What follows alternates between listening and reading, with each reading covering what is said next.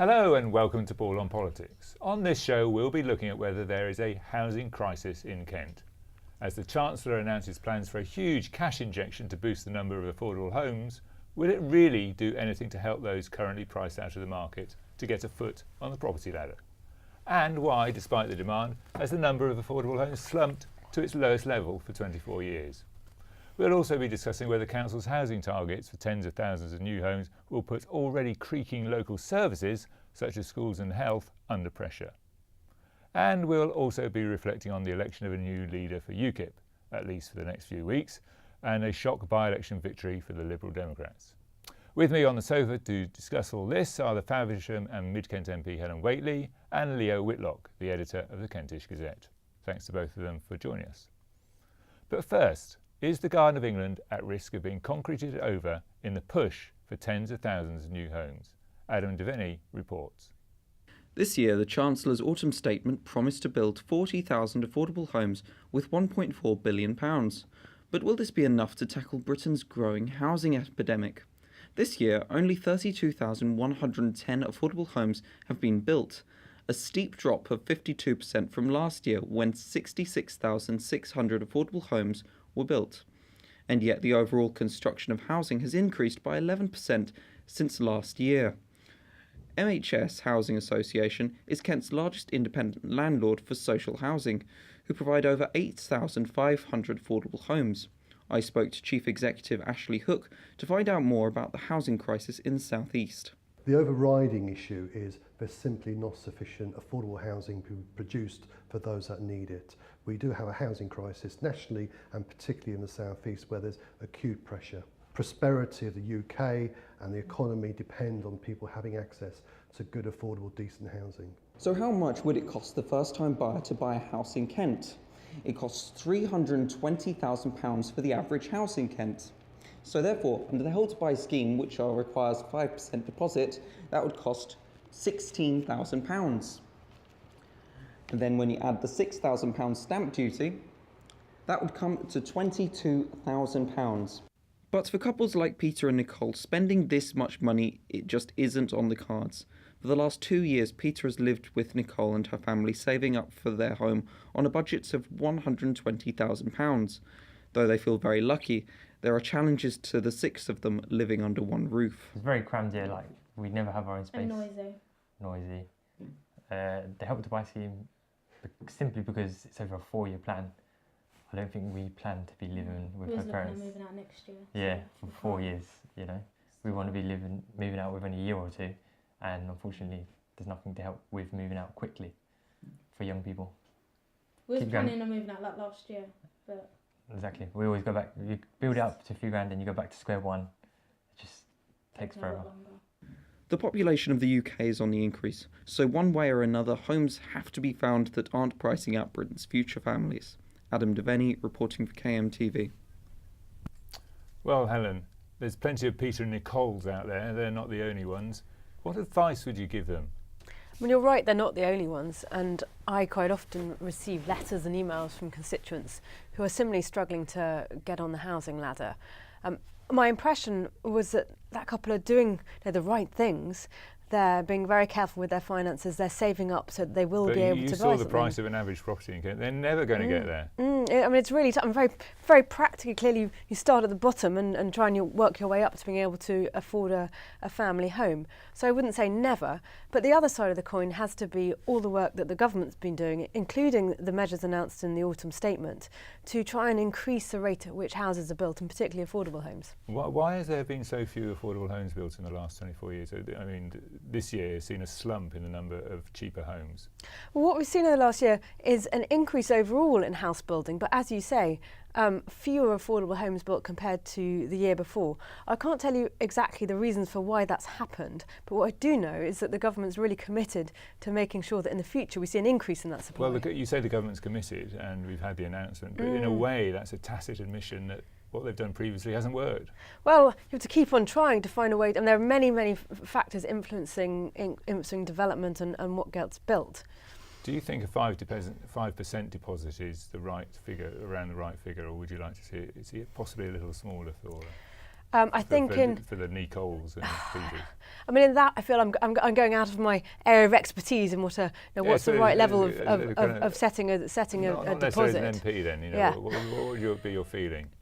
I honestly don't know what is the right level of a deposit. I don't know, but what we clearly need to get to is a position where the amount that you have to have saved in order to buy a house is amount that seems to be achievable for people who are earning an average income. What we can't have, and I know we have at the moment, is too many young people feeling there's just no way they can ever afford a house, and that can't be right. Let's bring Leo in. Leo, the other side of this coin, of course, is councils in what seems to be a race to build tens of thousands of homes.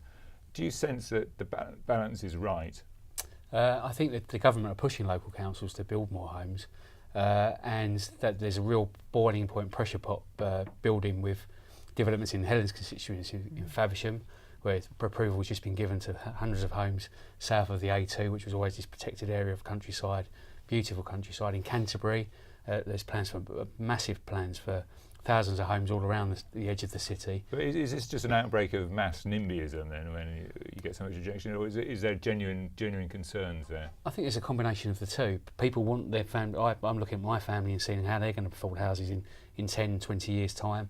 But there are concerns about traffic, amenities, schools, health services, and the pressure that's going to build in the area. And these places are already congested. Faversham this week has been in gridlock, and that's with the existing traffic levels. Canterbury is notoriously for being a gridlock too. But so that pressure can only build. To negotiate agreements over infrastructure costs. Are they doing their job properly, or are you letting developers off the hook? Certainly in Canterbury, they are pushing developers, and developers are quite canny as well. So there's some very canny developers offering road improvements and transport improvement schemes in order to get their schemes through. Helen, isn't the problem here developers don't make as much money on affordable homes, so they're always going to look for kind of premium property and executive style houses? Oh, I mean, this is definitely a problem that developers are, as they have an obligation to their shareholders to make profits and work out how they can maximise that. So you have to make sure that you get a balance between what the developer wants to do and securing a decent supply of the more affordable houses, which they might not make such a profit on. Do you think there's sometimes a knee-jerk reaction when people hear or learn about plans for large estates on greenfield land? Do you as an MP think we should perhaps be discussing sacrificing some greenfield land for houses? Well, I mean, I think there's an incredibly difficult balance to be struck between totally understandable desire for people who, for instance, living in a village, for that village to stay a small size with its local school, local services, and to be worried about how a development which might be several hundred or even 1,000 or more homes, as there is proposed in my constituency, be worried about the changes that will mean for their community and their area. And people use the term NIMBY, but I actually object to that. I think it's absolutely understandable that people will worry about how their lives will be affected by significant development. But on the other hand, we know that we do need to build, and much that we want to build as much as possible in brownfield, sometimes that means building on a greenfield site. Leo, if you wrote an editorial in the Gazette and said we've got to sacrifice greenbelt land, that's it, if you want jobs and investment in Canterbury and other parts of Kent, that's the price you'll have to pay. What do you think your readers would say? I think they'd be furious. They'd write it in their droves. Although campaigners are quite savvy as well. They're quite happy to sacrifice a separate piece of land further down the road and say that's where you should build, as opposed to Perry Court in Faversham. So they're quite sophisticated. And you're also butting up against the economic period that we've just been through. We've been through 8 years of recession. As part of the autumn statement, it was revealed that wage growth it's been stagnant for a long period of time, and it's going to be stagnant for a little while longer. So that plays into the difficulty of purchasing a house. I think we've got Tim Farron, the leader of the Liberal Democrats, who visited Maidstone recently, and he was talking about the idea of garden cities. Let's hear from Tim Farron. We need to remind ourselves that 98.5% of Britain is not developed, and whilst we are a relatively small island compared to some countries, actually we are a country with the space to develop new properties. And one of the problems is you'll find that the intensity of development within existing communities means that locals often get really cross about it, and understandably as well. And the answer is to build new places, fresh places. We'll call them garden cities, towns, suburbs, villages. And what we've seen here in Maidstone with the extension extension of the local plan, the building of 9,000 homes here already, a very large portion of them are affordable, a demonstration of what you can do to actually make a difference within your community. Farron there, Liberal Democrat leader, talking about the idea of more garden cities. They always sound attractive, don't they, garden cities, they can be smoothly integrated into the environment.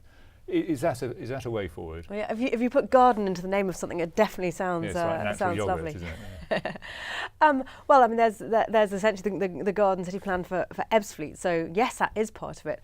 But the key and what you see in that kind of development, but the key for all development is planning the infrastructure properly. So Ebbsfleet should work because you've got a very good train service there and a road infrastructure that at the moment has spare capacity to support the new residents who are going to come and live there. The challenge we have, for instance, in parts of my constituency, is the house building has come faster than the infrastructure. So what I now want to see is the infrastructure catching up. Why doesn't that happen at the moment then? Why does infrastructure appear to a lot of people to be an afterthought almost? If you look at places like Maidstone, the number of homes being built there, you don't see any accompanying infrastructure which is going to help people move around, get in and out of Well, that's been exactly my frustration and the disagreement I've been having with Maidstone Borough Council, where there's this huge amount of building going on without the equivalent, the required investment in the road network. And I say to them, well, you know, what investment is needed in that road network? Tell me, and I'll go and lobby the Chancellor for that. So what we need is the councils to define how much help they need on infrastructure. Leo, Canterbury City Council's got fairly ambitious plans for house building. Do you think it's got the infrastructure question right? Probably not. I think they're looking for it with rose-tinted glasses. So Mountfield Park, a big development in the south of Canterbury. The City Council sees that people are going to cycle in, get buses, use public transport. I'm not sure they're just being realistic enough to know that people actually are not going to ditch their cars. They are going to use them and they're going to head towards Canterbury. So they need to find a way around that. Well, this is an issue which is clearly going to continue for some time. But we'll have to end our discussion there. And now let's look at other political events in the week. Now, it's recently seemed as though UKIP has been determined to push the self-destruct button. But despite a prolonged bout of infighting and the bizarre spectacle of electing a new leader who quit the job after 18 days and then quit the party altogether, it has somehow managed to restore some stability, if not credibility. Its new leader is Paul Nuttall. But can he take the party to success in the way that Nigel Farage did, especially in Kent? Boglarka Kostelani reports. It all started in 2015 when Nigel Farage resigned after failing to win a seat as an MP for Thanet South. He came back at the request of his party and played a key role in the EU referendum, but resigned again after the vote. After a contentious election, Diane James was chosen as leader, only to resign 18 days later, putting Mr. Farage back in the spotlight. This week, Paul Nuttall has been elected as the new head of UKIP. In his acceptance speech, he promised to unite the party and to give Britain the Brexit it has voted for. There will be one theme: unity, because only unity breeds success. People do not vote, join or donate to divided parties. So those within the party who want to come together and unite, I say, we have a great and successful future. To those who do not want to unify and want to continue fighting the battles of the past, then I'm afraid that your time in UKIP is coming to an end. The leader also plans to replace the Labour Party and make UKIP the patriotic voice of working people. However, the main challenge for him is whether he can get his party's undivided support. Chris Walls, the leader of Thanet District Council, says that he doesn't have to live up to Nigel Farage. He's his own man, he has his own background, he's a very bright and interesting man to talk to, and he'll be different than Nigel Farage, that's absolutely sure, but I'm not sure there'll ever be another Nigel Farage, but I think we'll find in a year or two that people will realise that cometh the hour, cometh Paul Nuttall in order to make a big difference to where UKIP will go from here. The key test for the party is going to be next year's Kent County Council election, but Mr. Walls is optimistic. Bring it on. I think that probably we're in a position here where Certainly here in Thanet, we did an awful lot of damage to the Labour Party to become the district council. I think we're likely to do an awful lot of damage to the Labour Party next May in terms of the county council elections, and I look forward to being back at County Hall and giving the Tories a hard time. This is Boglaka Kostolany reporting for KMTV. Well, Helen Whately, Nigel Farage has gone, which must be good news for you, but UKIP is a bit like a rash which won't go away, isn't it? Well, it's going to be very interesting to see where UKIP goes next. So the raison Into d'etre your territory. the raison d'etre for UKIP before was that they wanted a referendum for us to leave the European Union. We've had the referendum, we're leaving the European Union. So I can see for UKIP and for its new leader, their big challenge is how they define themselves and what their argument is going to be for the future. Leo, we know that UKIP has established Kent as a bit of a kind of purple stronghold, as it were. Do you think it has a longer term future in the county and elsewhere? It's difficult. They're empowering Thanet, but they came into power on the back of a big promise about Manston Airport, which they've now decided not to deliver. Is that their Lib Dem student tuition fees moment? It's difficult to know. Will the government give them an opportunity by fudging soft Brexit, hard Brexit? Would that be their raison d'etre going forward? It's difficult to know. They do need to take that working class Labour vote. But is that Labour vote here in Kent? I'm not so sure. Well, Helen, the new leader Paul Nuttall has spoken about wanting to be the patriotic party for the working class. In a way, that's not dissimilar to some Conservative views. And I think there's a clear overlap in that message between what you hear and Theresa May and the Conservative position, which definitely would consider ourselves the patriotic party that is proud of Great Britain and making Britain even greater.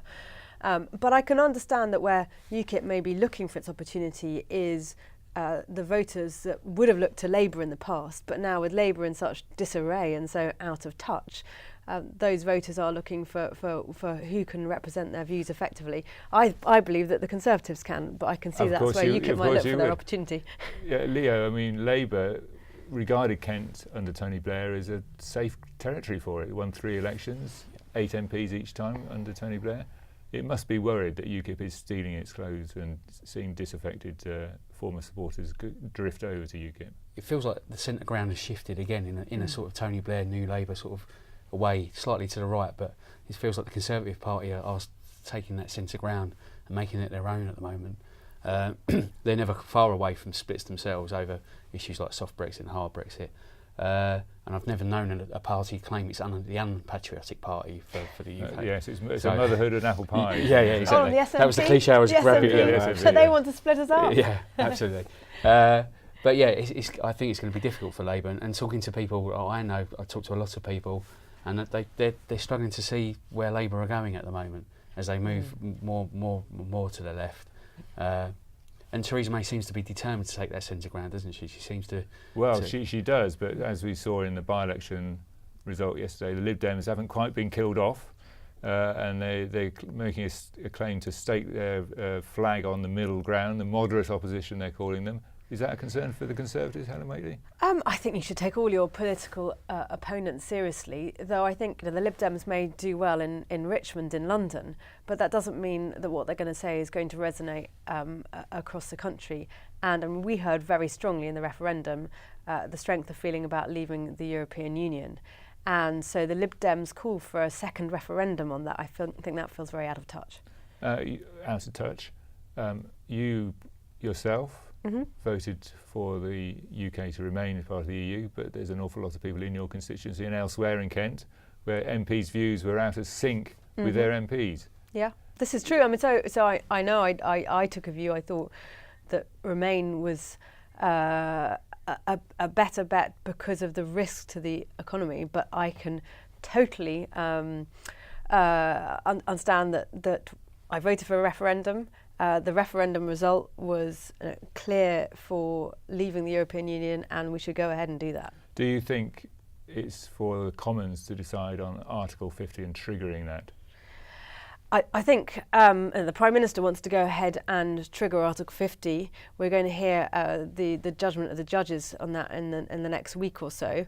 If they decide that it has to go through before Parliament, it will. But I expect the vast majority of MPs, myself including, will vote to trigger Article 50 because we voted for a referendum. If you vote for a referendum, you've got to let the result happen, and the government's got to deliver that. Leo, quick word on Lib Dems. Can they restore their position in Kent? They used to be quite. They used to be quite a prominent. number of them even had councils that they They controlled. used to run the city council in Canterbury. They're trying hard to rebuild their roots because they've always felt like a grassroots party that built up us, but they've got to find their message, I think. And have they really been forgiven yet? I still talk to people, and it's a university city, Canterbury, and that broken promise still resonates. It's going to be a long road to rehabilitation, I think. Well, broken promises are a speciality of all political parties, so I can say that I retain my impartiality. That's all from us here at Paul on Politics. Thanks to our guests for coming into the studio. We'll be back soon. In the meantime, you can catch up on all the latest political news in Kent by logging on to kentonline.co.uk or listening to KMFM. Thank you.